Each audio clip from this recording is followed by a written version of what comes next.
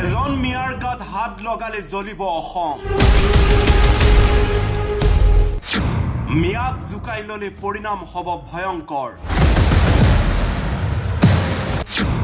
উজনি অসমত মিয়াক অত্যাচাৰ নকৰিব। মনত ৰাখিব, মিয়াৰ গাত হাত দিলে লাখ লাখ মিয়া ওলাই আহিব ৰাজপথলৈ। উজনি অসমত একাংশ দল সংগঠনে মিয়া খেদাও অসম বচাও যি পোষ্টাৰ লগাইছে সেই সন্দৰ্ভত এতিয়া প্ৰতিক্ৰিয়া ব্যক্ত কৰিছে সংখ্যালঘু ছাত্ৰ সংগঠনসমূহে। এক প্ৰকাৰ উজনি অসমৰ দল সংগঠনক সকীয়াই দিছে, এজন মিয়াৰ গাত হাত লগালে লাখ লাখ মিয়া ৰাজপথলৈ ওলাই আহিব, গণতান্ত্ৰিক আন্দোলন কৰিব।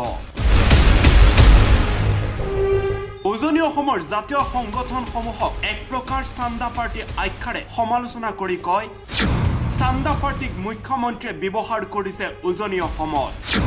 গ্ৰেপ্তাৰ কৰক মিয়া খেদাৰ হুংকাৰ দিয়া নেতাসকলক।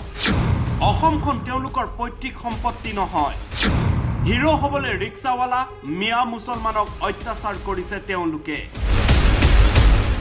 উজনি অসমৰ কিছুমান দল সংগঠনৰ চান্দা তোলা চান্দা পাৰ্টি বুলি আমি সকলোৱে জানো, সেই ব্যক্তিসকলক মেয়ৰ বিৰুদ্ধে বিভিন্ন ধৰণৰ অপপ্ৰচাৰ চলাবলৈ ইতিমধ্যে মুখ্যমন্ত্ৰী ডাঙৰীয়াই নিৰ্দেশ দিছে। মেয়ৰ বিৰুদ্ধে কিছুমান মন্তব্য কৰি আছে, বিভিন্ন ধৰণৰ মিয়াসকলৰ ওপৰত অত্যাচাৰ আৰম্ভ কৰিছে।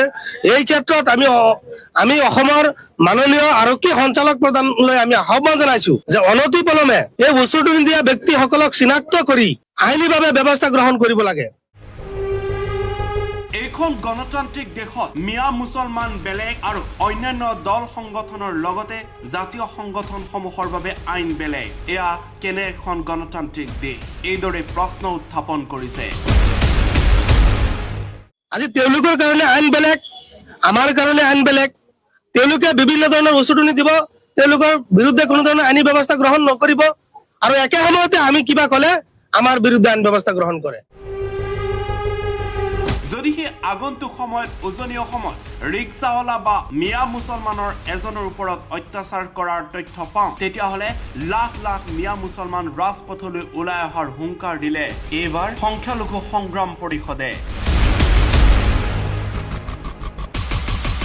ইফালে মুখ্যমন্ত্ৰীৰ শ্ৰুতলিপি মতে উজনি অসমৰ একাংশ দল সংগঠনে এতিয়া মিয়া বিৰোধী তথা বিদ্বেষীমূলক মন্তব্য কৰিছে, যাৰ পৰিণাম অসমত ৰক্তাক্ত হোৱাৰ আশংকা কৰিছে। এই যে অমানৱীয় যিসকল কাম আপোনালোকে কৰি আছে, যি ধৰণৰ মন্তব্য প্ৰদান কৰি আছে, যিসকল কাৰ্যকলাপ আপোনালোকে চলাই আছে, এইটো সম্পূৰ্ণভাৱে আইন বিৰোধী কাম, গণতন্ত্ৰ বিৰোধী কাম। গতিকে এইবিলাক অনতি পলমে অসম আৰক্ষীয়ে চাই পেলাই তেওঁলোকৰ ওপৰত গোচৰ ৰুজু কৰি আইনী ব্যৱস্থা গ্ৰহণ নকৰিলে অনাগত দিনত যদি ইয়াৰ পৰিস্থিতি ভয়াৱহ হয় আৰু আইন শৃংখলা যদি অৱনতি ঘটে, ইয়াৰ দায় কিন্তু হ'ব।